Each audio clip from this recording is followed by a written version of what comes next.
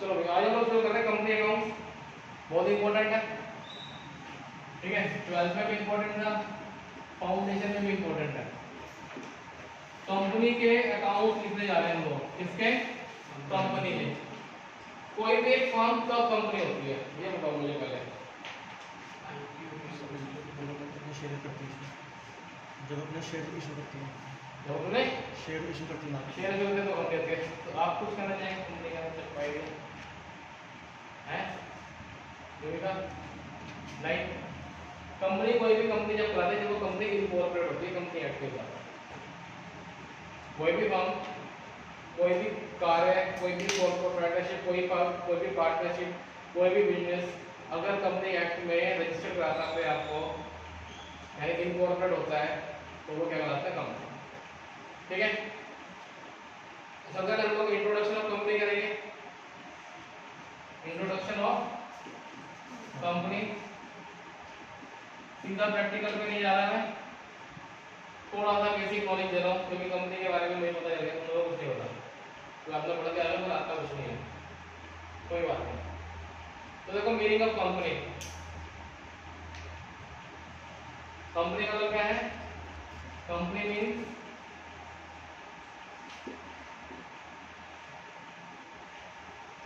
Means any organisation incorporated under the जो लगेगा और कैपिटल वाला लगेगा क्योंकि एक्ट के बारे में लिख रहे हैं। कंपनी एक्ट 2013 और एनी प्रीवियस लॉ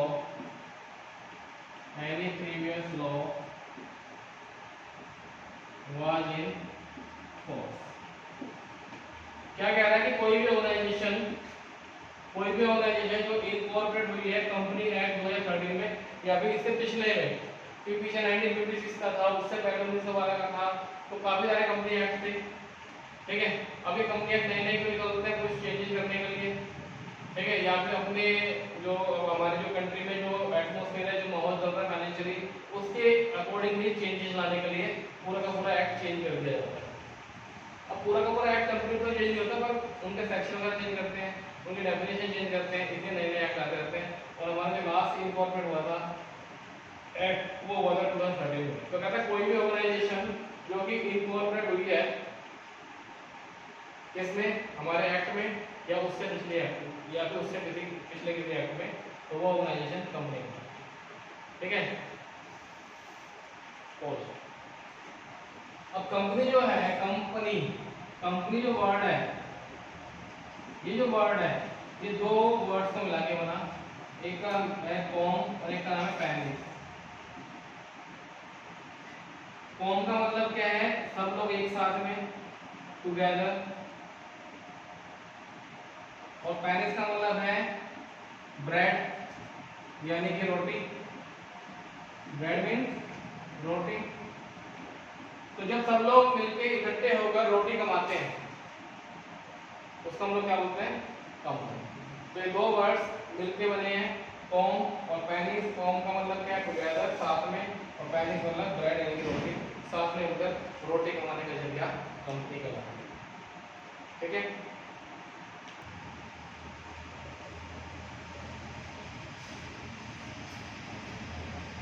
अब इसके कुछ फीचर्स बुक में लिखते हैं। साइलेंट फीचर्स, कोई बात नहीं, ये साइलेंट ही होते हैं पर जोर जोर से बोलते हैं।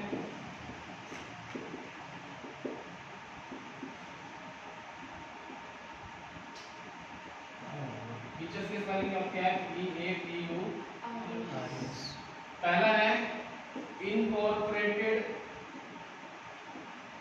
कॉर्पोरेशन। तो जैसे कि मैंने अभी भी बताया कि एक कोई भी ऑर्गेनाइजेशन कब कहलाएगी? कंपनी, जब वो इनकॉर्पोरेट होगी। मींस इनकॉर्पोरेट का मतलब क्या है? रजिस्टर्ड होगी किसमें? Under the act, under the companies act 2013 और एनी प्रीवियस लॉ। ठीक है, तो पहला पॉइंट यही है इसका, पहला फीचर यही है कि कंपनी एक इनकॉर्पोरेट कॉर्पोरेशन होगी या एसोसिएशन होगी, उन्होंने एसोसिएशन लिखा है। दूसरा separate legal entity, separate legal entity, इसका मतलब क्या है? इसका मतलब है कि कंपनी जो है वो अपने ओनर से, अपने मैनेजमेंट से एक अलग अपना एक अस्तित्व रखती है। ठीक है, उसकी अपनी एक एग्जिस्टेंस है in the I of law. ठीक है, इसकी अपनी क्या है? सेल्फ आइडेंटिटी है, सेल्फ एग्जिस्टेंस है, सेल्फ आइडेंटिटी है in the I of law. कहने का मतलब क्या है कि ये एक आर्टिफिशियल पर्सन है। कंपनी क्या है? एक पर्सन है, लेकिन जिंदा नहीं है, आर्टिफिशियल है और सिर्फ कानून की नजरों में है। जब एक कंपनी इनकॉर्पोरेट होगी तो वो कानून की निगाहों में, आईज में आइडेंटिफाई होगी कि ये अपनी एक आइडेंटिटी है, ये एक लीगल पर्सन है।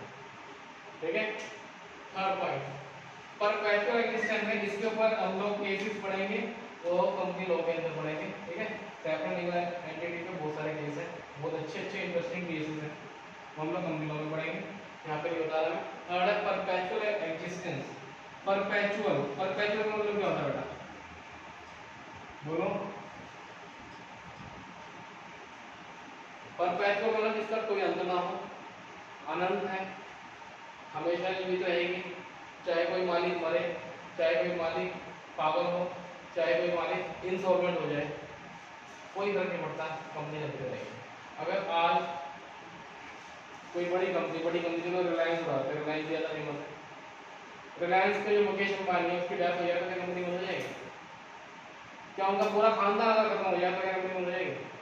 नहीं, कंपनी के ऊपर उसके ओनर्स की डेथ से कोई फर्क नहीं पड़ता, तो वो परपेचुअल एग्जिस्टेंस में, जब तक कंपनी वाइंड अप ना की जाए तब तक कंपनी चलती रहेगी।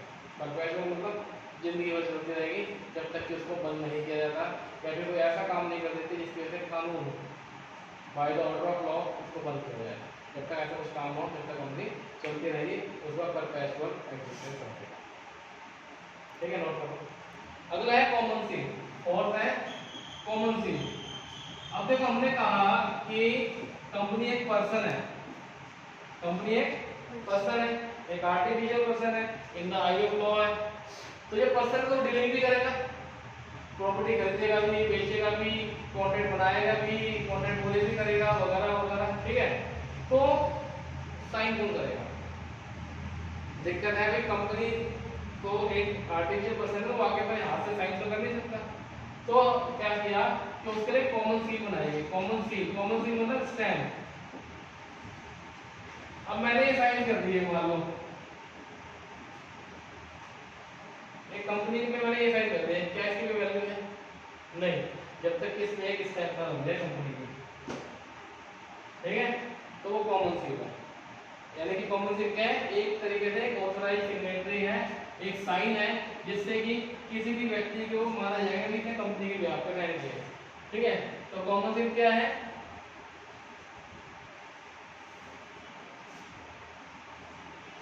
कॉमन सील क्या है?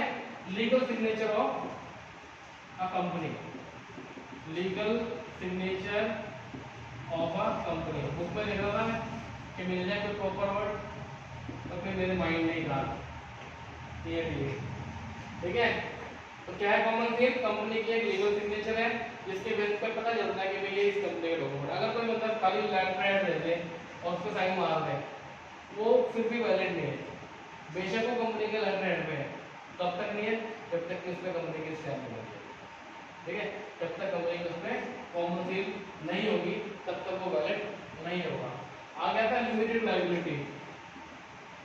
लिमिटेड लायबिलिटी, तो ये कॉन्सेप्ट में पहले बता चुका हूं। लायबिलिटी वाला क्या होता है? हम लायबिलिटी का क्या मतलब होता है? जैसे हमें का लिमिटेड लायबिलिटी, लायबिलिटी का मतलब बता दो। ये जो कॉन्सेप्ट है लिमिटेड लायबिलिटी, अनलिमिटेड लायबिलिटी वगैरह का मतलब पता है?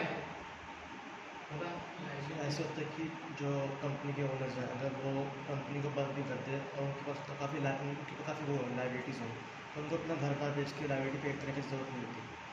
ये लिमिटेड लाइबिलिटी। देखो पार्टनरशिप में क्या होता है, पार्टनरशिप में ये होता है कि अगर मान लो आपने पार्टनरशिप में फॉर्म बंद कर रहे हो, ठीक है, और आपने लोगों की लाइबिलिटी चुकानी है तो आपके घर बाहर तक भी बेचने पड़ जाएंगे, दैट इज अनलिमिटेड लाइबिलिटी। लेकिन कंपनी के अंदर लिमिटेड लाइबिलिटी होती है। लिमिटेड कैसे होती है, मान लो मैं हूँ, मैंने एक कंपनी का शेयर खरीद लिया, तो कंपनी का मालिक कौन है, मैं हूँ। जब कंपनी वाइंड अप होगी, जब कंपनी बंद होगी, जब लाइबिलिटी पे करनी पड़ेगी, अगर कंपनी के पास पैसे भी नहीं है तो मेरी लाइबिलिटी किस चीज की, उस शेयर की वैल्यू। अगर मान लो 10 रुपये का शेयर था और मैंने 5 रुपये दिया था, मैं सिर्फ 5 रुपये और दूंगा उसको, कंपनी को 5 रुपीज और मेरे को देने पड़ेंगे, वो मेरा घर बार बेचने के लिए नहीं आ जाएंगे। ठीक है, तो ये लिमिटेड लाइबिलिटी का मतलब है कि भाई जो ओनर्स हैं, ओनर्स की लाइबिलिटी लिमिटेड है, ओनर्स लाइबिलिटी इज लिमिटेड। अब ये लिमिटेशन के ऊपर भी बात है, क्या बात है कि लिमिटेड बाय शेयर्स है,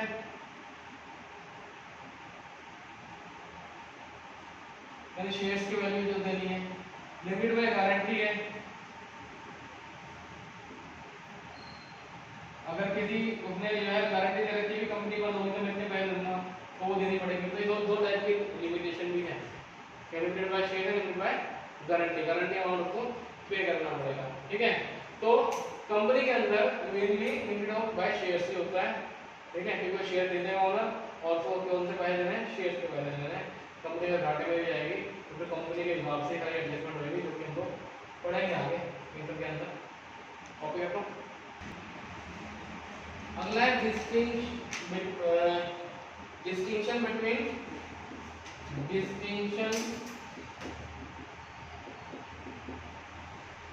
between ownership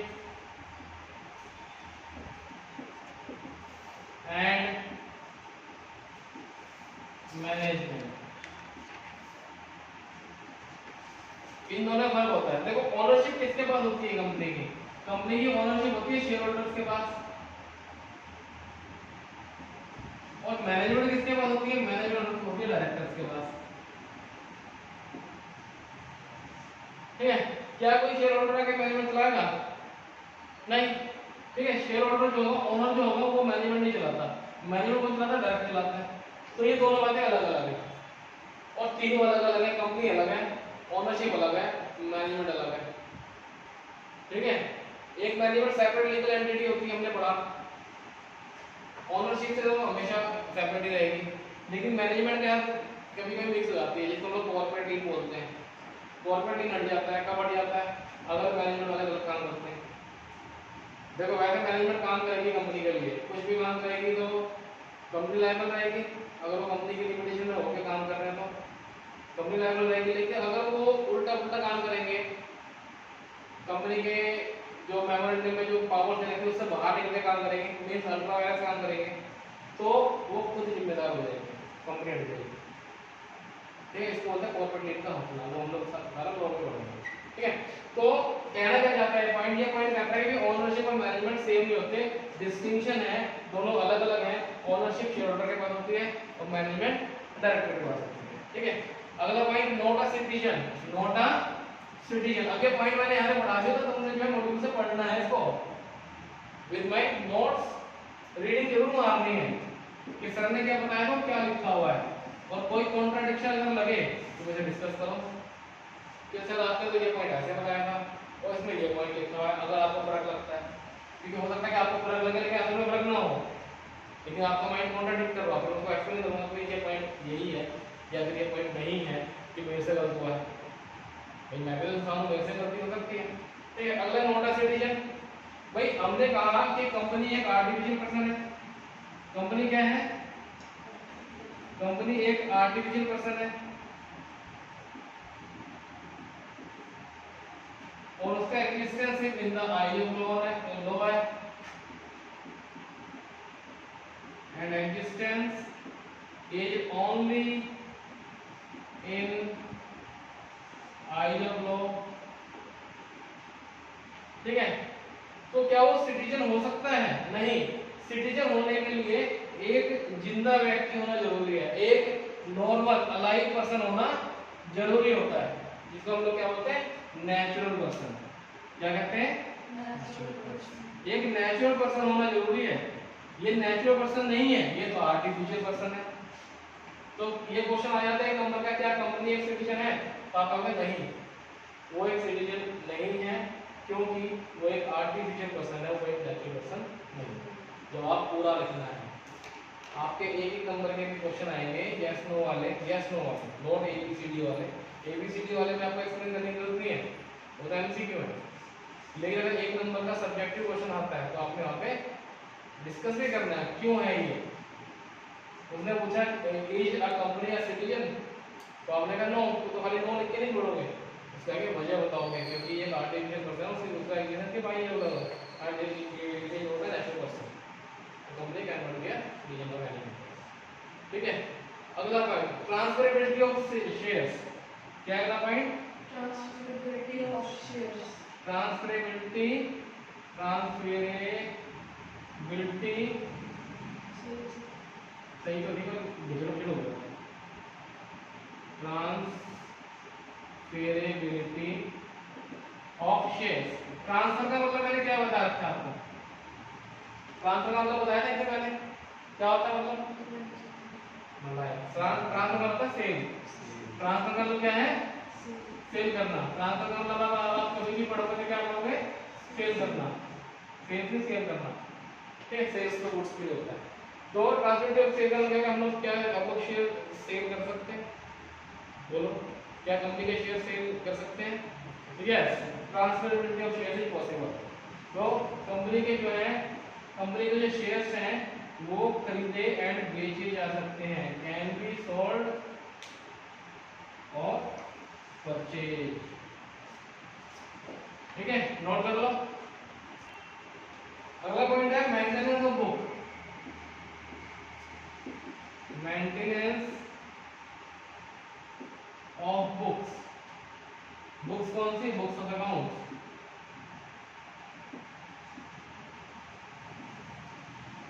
अकाउंट्स की बुक बनाना एक कंपनी के लिए मैंडेटरी है, कंपल्सरी है। मैंडेटरी का मतलब क्या होता है, कंपल्सरी, कंपल्सरी। ठीक है, ये बुक्स बनाना जरूरी है। ये बुक्स अगर नहीं बनाएंगे, अगर मेंटेन नहीं की, ये नॉट मेंटेन, तो पेनल्टी वगैरह लग सकती है। If not maintain attract penalties. ठीक है, तो ये कंपनी को बुक्स ऑफ अकाउंट मेंटेन करना अनिवार्य है, मैंडेटरी है, कंपल्सरी है। अगला पॉइंट है पीरियोडिक एडिट ऑडिट। पीरियोडिक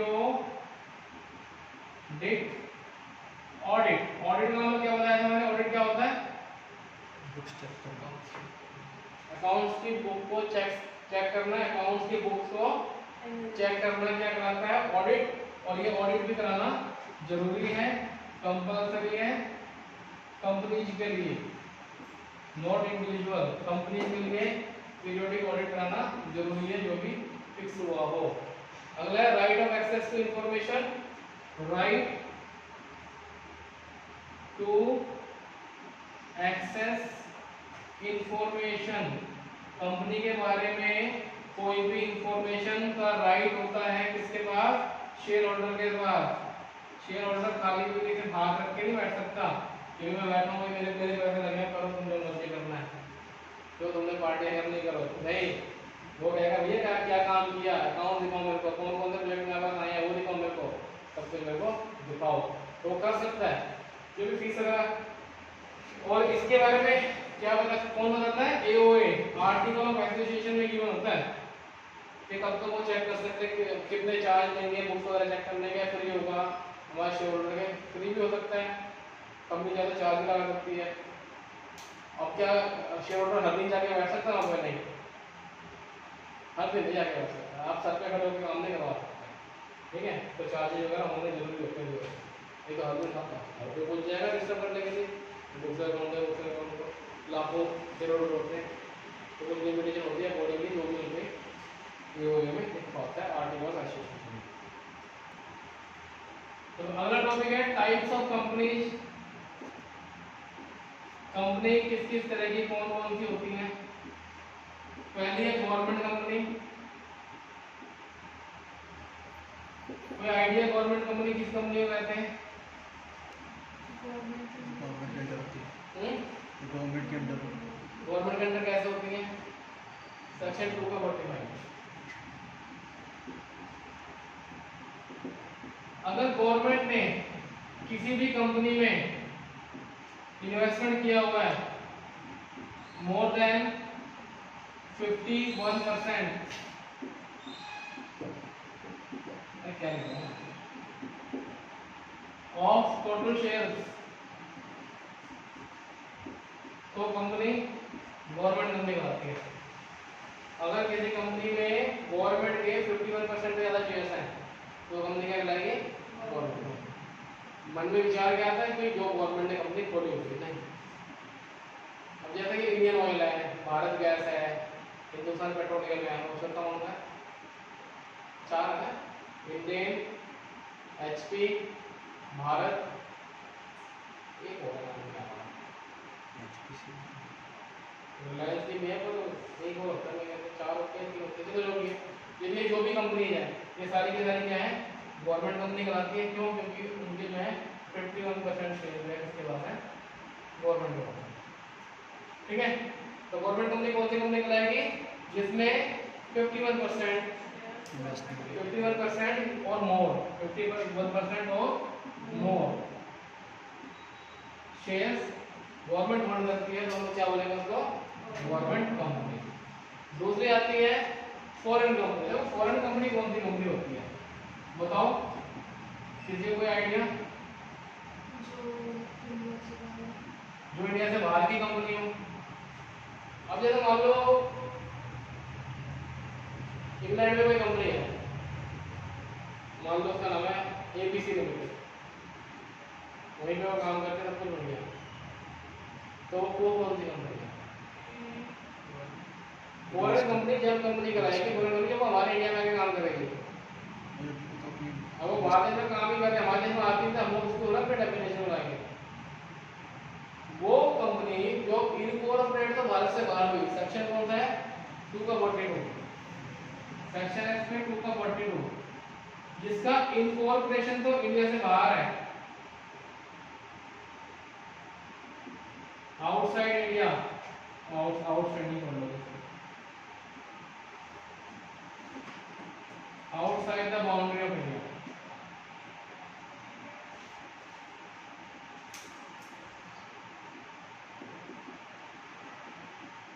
लेकिन बाहर है, लेकिन उनका वर्किंग ऑफिस इंडिया में, but working office in India बहुत सारी है। जैसे सैमसंग वालों ने यहाँ पे ऑफिस खोला है नोएडा में। अभी सैमसंग कौन देश की कंपनी है? साउथ कोरिया की, ये कोरियन कंपनी है सैमसंग, और उन्होंने नोएडा में ऑफिस खोला है, तो वो हमारे लिए क्या कराएगी? Foreign company.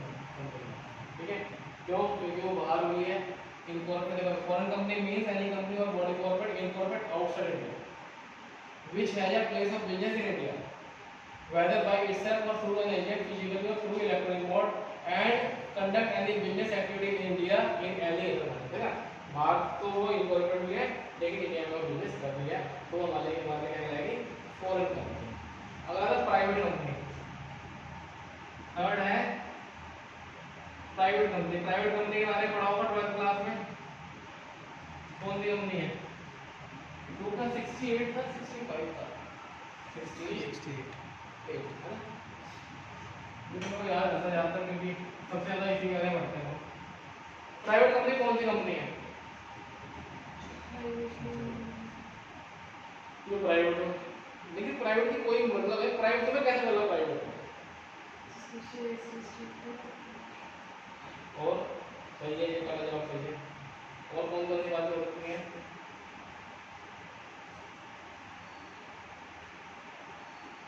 जिसमें कम से कम 2 मेंबर हो, ज़्यादा से ज़्यादा 7 मेंबर हो, मैक्सिमम नंबर मेंबर। यानी वहाँ पे रिस्ट्रिक्शन ऑन किस किस पे है? Restriction on transferability of shares, restriction of transferability of shares, restriction on number of members,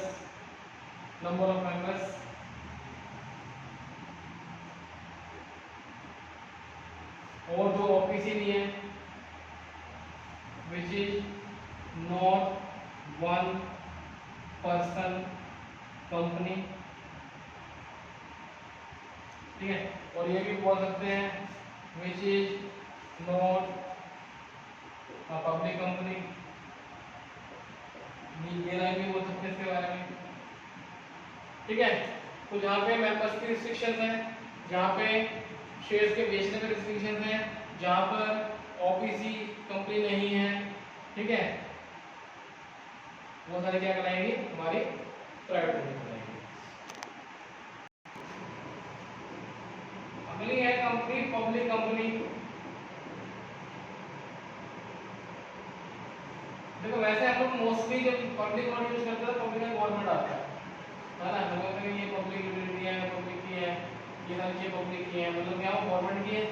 नहीं, पब्लिक कंपनी में ऐसा नहीं है कि पब्लिक कंपनी गवर्नमेंट की है। मेरी पब्लिक कंपनी ऐसी कंपनी जो कि गवर्नमेंट वाले सारी फैसिलिटी देती है अपने एम्प्लॉय को, उनका PF कटेगा, उनको DA मिलेगा, उनको ESI वगैरह मिलेगा, सब कुछ मिलेगा, ठीक है, ऐसी कंपनी होती है। तो अब आगे पब्लिक कंपनी कौन सी कंपनी है, पहली बात सेक्शन की कर लें, सेक्शन को होता है 2 का 71, ठीक है, पब्लिक कंपनी का सेक्शन 2 का 71। पहली बात हम बोलते हैं which is not a private company, which is not a private company. दूसरा, शेयर्स इसका ट्रांसफरेबल है, शेयर्स आर ट्रांसफरेबल है। तीसरी बात, हो सकता है कि ये सब्सिडियरी कंपनी होगी, पब्लिक कंपनी की subsidiary company of a public company, यानी कि एक पब्लिक कंपनी की सब्सिडियरी भी पब्लिक की कहलाती है। सब्सिडियरी समझते हो, होल्डिंग समझते हो, नहीं समझते? तो मान लो ABC लिमिटेड है, ये XYZ के शेयर खरीद लें, 50% से ऊपर, तो ये जो कंपनी ABC लिमिटेड, ये होल्डिंग कंपनी हो जाएगी और ये सब्सिडियरी कंपनी हो जाएगी। अब अगर ABC लिमिटेड, अब जैसे नाम लिखा है ABC लिमिटेड, तो नाम के बराबर ये पब्लिक कंपनी है, इससे आगे मैं प्राइवेट लिमिटेड लगा देता हूँ, प्राइवेट लिमिटेड, ठीक है। अगर मैं ABC लिमिटेड एक पब्लिक कंपनी है, नाम से आइडेंटिफाइड है, क्योंकि वो क्या लिखते हैं, लिमिटेड लिखते हैं पीछे, प्राइवेट वाला प्राइवेट लिमिटेड लिखते हैं। अब ये एक पब्लिक कंपनी है और इसने इसके शेयर खरीदे हुए हैं, तो ये जो कंपनी है बेशक ही प्राइवेट लिमिटेड अपने, लेकिन ये भी पब्लिक कंपनी है। कहने का मतलब ये है कि अगर एक होल्डिंग कंपनी जो कि पब्लिक कंपनी है, वो किसी कंपनी के शेयर 50% से ज्यादा खरीद लेती है, तो वो कंपनी भी आपकी क्या हो जाती है, पब्लिक हो जाती है, ठीक है। मिनिमम कैपिटल की कोई वो नहीं है, वैसे लिमिटेशन नहीं है। मैक्सिमम कैपिटल की तो वैसे भी लिमिटेशन नहीं है, maximum no limit on maximum capital. एक पब्लिक कंपनी ले लो, ये सारी पब्लिक कंपनी है, रिलायंस, टाटा, विप्रो, ठीक है, और कौन कौन सी कंपनी आपको याद है?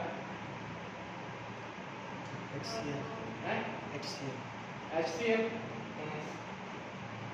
बताओ भाई, बताओ मुझे कुछ कंपनी का नाम बताओ।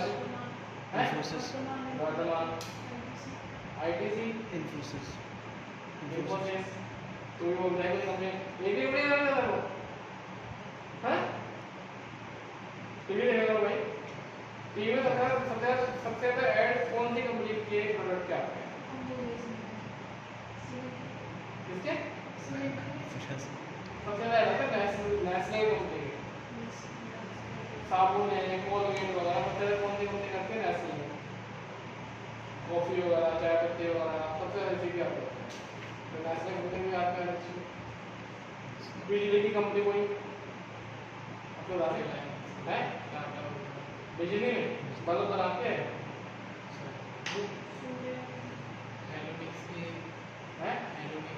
हेलो ऐसा नाम ले रहे, कितना पता? छोटी आगे आती है सब अभी। तो ये बहुत से कंपनी सारी बहुत सी पब्लिक कंपनी है, प्राइवेट कंपनी नहीं है, ठीक है। अब मैंने कहा भाई मैक्सिमम कैपिटल में कोई लिमिट नहीं है, क्यों कही ये बात। अब यार इतने बड़े बड़े प्रोजेक्ट होते हैं, करोड़ों रुपए के प्रोजेक्ट होते हैं, अगर वो लिमिटेशन लगा दें अपनी ऑथराइज कैपिटल तो वो आगे काम नहीं कर पाएंगे, शेयर नहीं बेच पाएंगे, ठीक है। तो कंपनी को बड़ा होने के लिए लिमिटेशन हटानी पड़ेगी। लेकिन क्या इधर उधर तो ऐसे शो कर सकते हैं ऑथराइज कैपिटल नो मैक्सिमम, ऐसा कोई वर्ड लिख सकते हैं नहीं, वहाँ पे हमें अमाउंट बताना पड़ता है।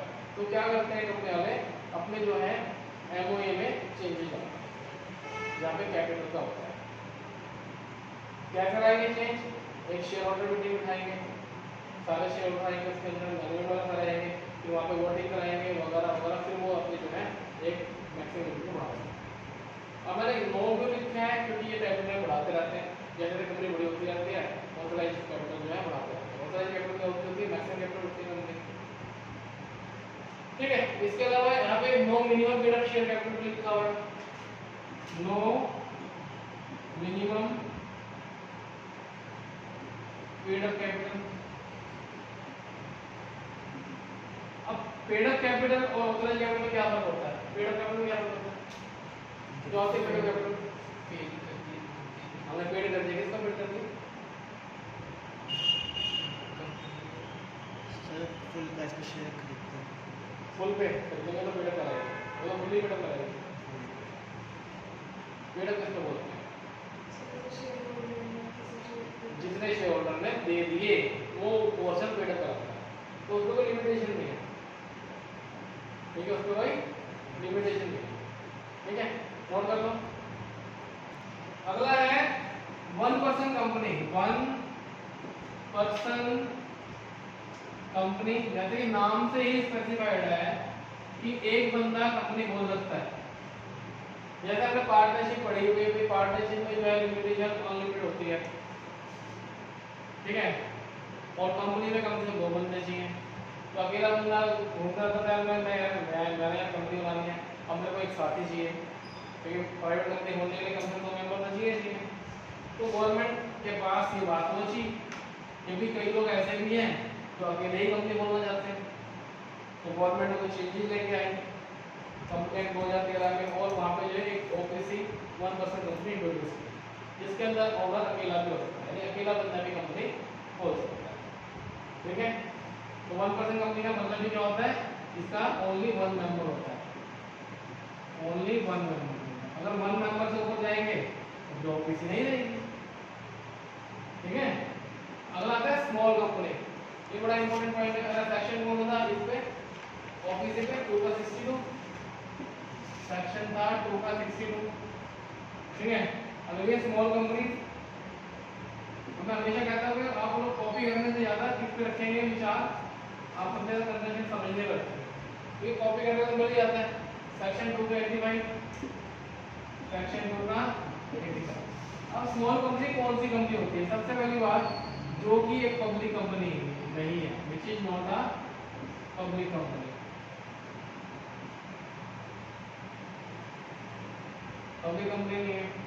दूसरी बात, इसकी जो पेड अप कैपिटल है, मैक्सिमम शेयर कैपिटल की, मैक्सिमम पेड अप कैपिटल की इसकी लिमिटेशन है, कितनी है, 50 लाख। वो 50 लाख से ऊपर नहीं होनी चाहिए, नॉट मोर देन 50 लाख। दूसरी बात,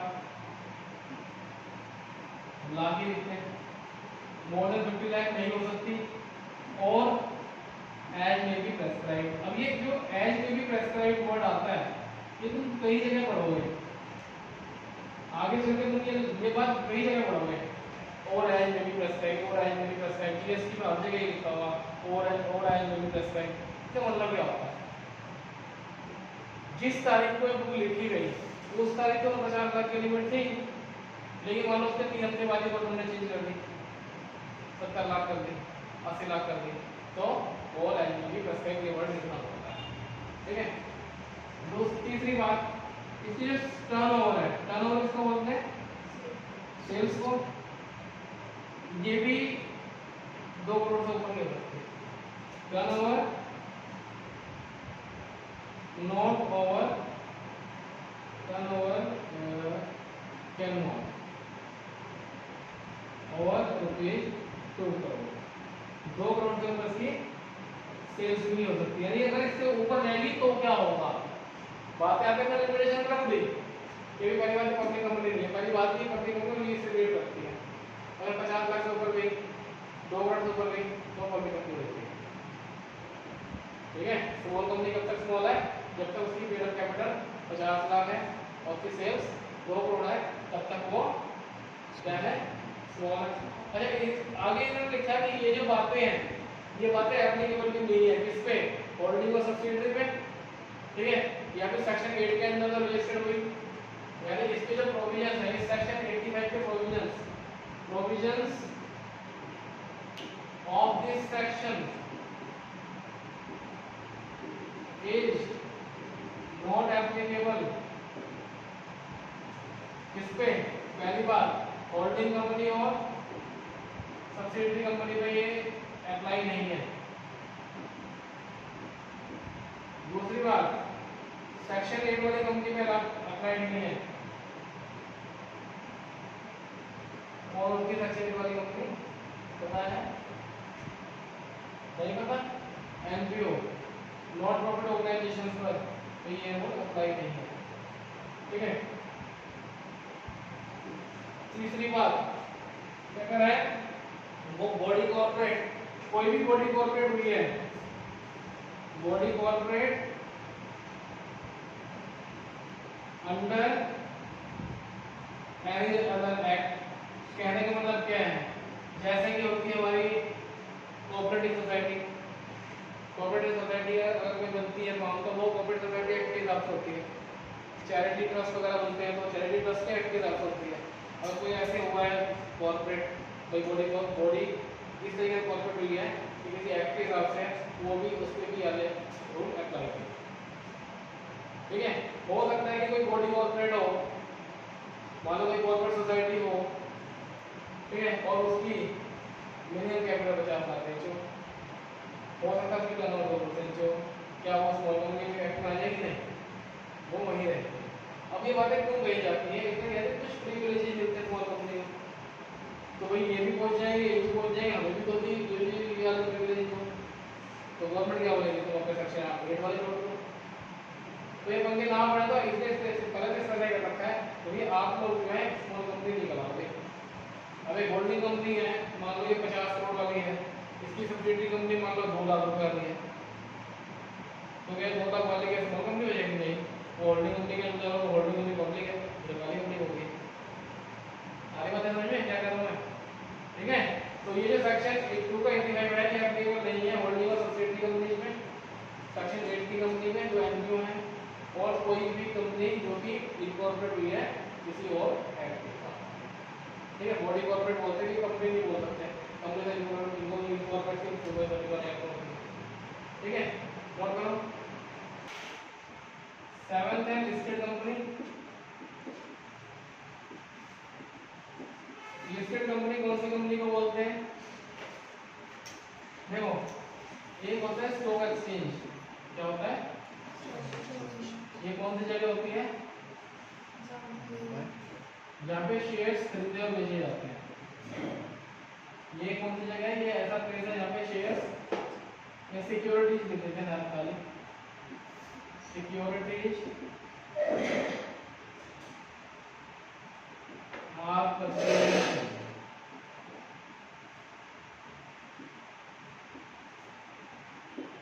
खरीदे बेचे जाते हैं, ऐसी जगह स्टॉक एक्सचेंज। इस स्टॉक एक्सचेंज पे आने के लिए इस स्टॉक एक्सचेंज में जो जो कंपनी दिखाई देती है वो कंपनी क्या कहलाती है, लिस्टेड कंपनी कहलाती है। क्या कहलाती है, लिस्टेड कंपनी। ठीक है, क्या नाम है, सेक्शन 2 का 50, सेक्शन 2 का 50। तो कोई भी कंपनी अगर उसका नाम स्टॉक एक्सचेंज में आ गया है तो कौन सी कंपनी कहलाएगी, लिस्टेड कंपनी कहलाएगी। बोलो कोई डाउट इसमें। अगला है अनलिमिटेड कंपनी, कौन सी, अनलिमिटेड का मतलब आप लोगों को समझ में आ गया अच्छे में, क्योंकि जब कंपनी वाइंड अप होगी तो बंदेगी घर बार में मिल जाएगा लाइबिलिटी पेड करने के लिए। तो ऐसी कंपनी क्या कहलाती है, अनलिमिटेड कंपनी। सेक्शन कौन सा है,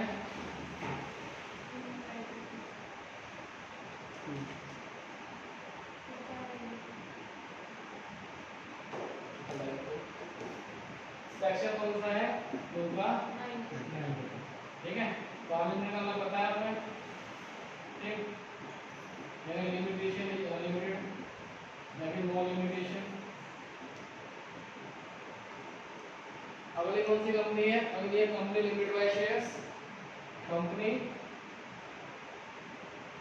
लिमिटेड बाय शेयर्स, सेक्शन कौन सा है?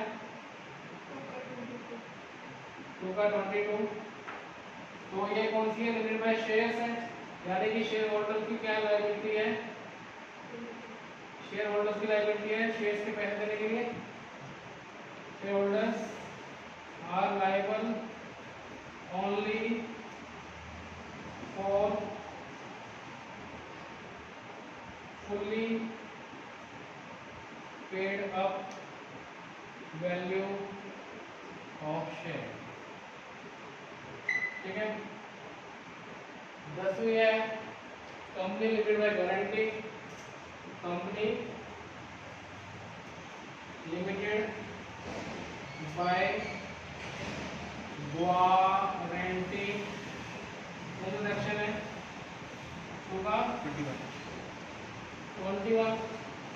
तो अगर किसी ने गारंटी दे रखी है, लिमिटेड गारंटी का एक अमाउंट दे रखा है, तो इतने रुपए जो है दिए जाएंगे। अगर कंपनी वाइंड अप होगी तो हम क्या बोलेंगे? Company limited by guarantee.